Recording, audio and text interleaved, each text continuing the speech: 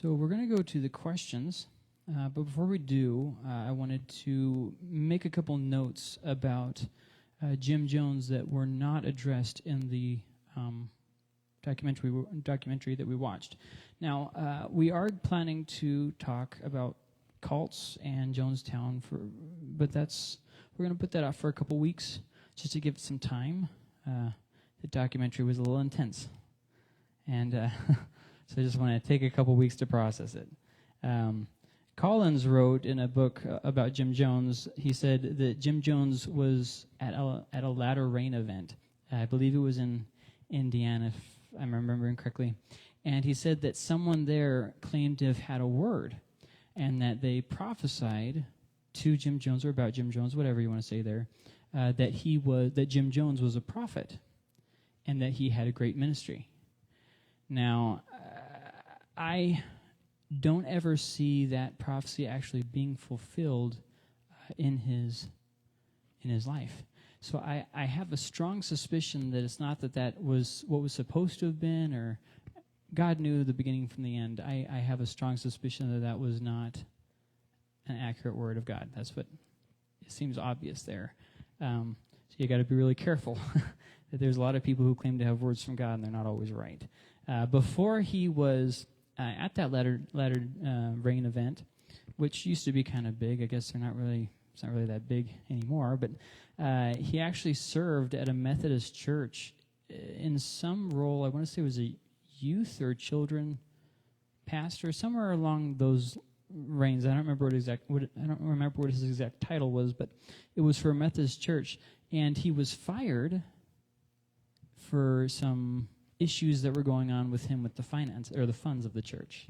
So the details are a little sketchy because the church just kind of had a statement that they made, but then he later claimed that it was because they didn't want any black people in their church. And I have a sneaky suspicion that it had nothing to do with black people in the church, but it was only about the money. But, So this is long before Jonestown or People's Temple. So after he got fired from the Methodist Church, he got his sights set on the Pentecostal movement, and he kind of convinced his wife to head on that way.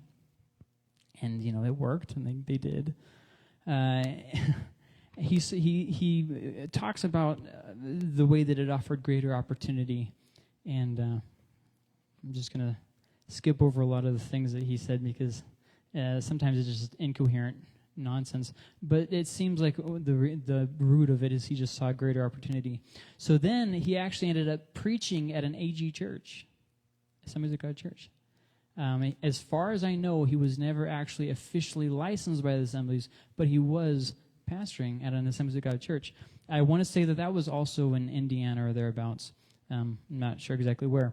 And he actually claimed people heard him speaking in tongues during his sermons. So I don't know if it was fake speaking in tongues or real. I don't know.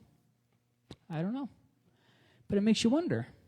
And he was getting into some weird charismatic things. And so the AG actually removed him as the pastor and put in a guy that was officially licensed by the Assemblies in the church. And he was, kind of lost his position there. So he went to another assemblies called the Independent Assemblies of God. I don't know if you guys have ever heard of this group, but it's kind of like the Assemblies of God that doesn't have as good of an authority structure. And so, when you get papers, you're submitted to the district. You know what I mean? There's kind of the flow of authority. You're in that flow of authority. And you submit to their teachings. You have to, every single year when you're renewing, you have to say that you still agree with it. You're still teaching these things and not teaching anything against it. You have certain rules that you have to follow. Like, I can actually not be a part of the Masons. I'm not allowed as an Assemblies of God minister. I cannot be part of it. Anything that it requires any kind of blood oath or secret mystery part to it, I can't be part of any of it. So there's different things there, but Jim Jones was never in that. He never had an authority structure. So he got with the Independent Assemblies of God, And they didn't have those same checks in place, and they were actually getting into that weird stuff too, that same weird charismatic stuff. And there's weird charismatic stuff going on nowadays too. There's the true stuff, but then there's also the weird stuff. And he found the weird, and he ended up getting his papers with this Independent Assemblies of God, and because they just had so few of roles, he got his ordination. And eventually he got his papers with another group called the Disciples of something. I forget what they're called. It's actually a group I've never heard of before. And another thing is that he was actually a communist from fairly early on. That wasn't a later development. That was something that, even from when he was much younger, so if you compare the things in his life, it doesn't seem like it was for him that big of a leap to end up where he was. He was kind of already headed in that direction, especially they did cover it in the documentary, but he had that affair. That was before People's Temple. He had the being fired from a church staff. He didn't have an authority structure. There were a lot of red flags before People's Temple. So, interesting things.